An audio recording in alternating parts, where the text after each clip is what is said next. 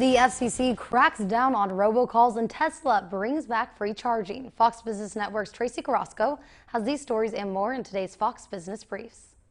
The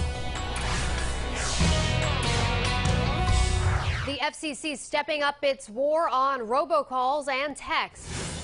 The agency has approved laws that ban the practice called spoofing, which tries to trick you into answering by calling or texting from a nearby location, usually in your area code.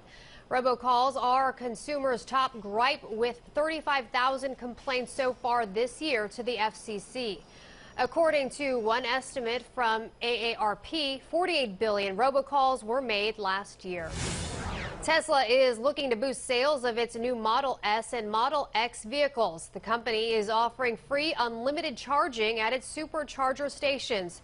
This is not the first time Tesla has used free charging to attract buyers, but this time around it's aimed at putting drivers behind the wheel of its more expensive models. Tesla lost more than $400 million in its latest quarter.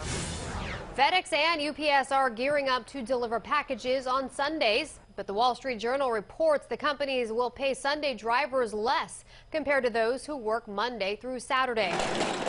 The Journal says the lower paid workforce is the best way the companies can turn a profit and compete against Amazon. Both FedEx and UPS will roll out the expanded schedule in January after the holiday shopping season. For more, log on to foxbusiness.com. In New York, I'm Tracy Carrasco.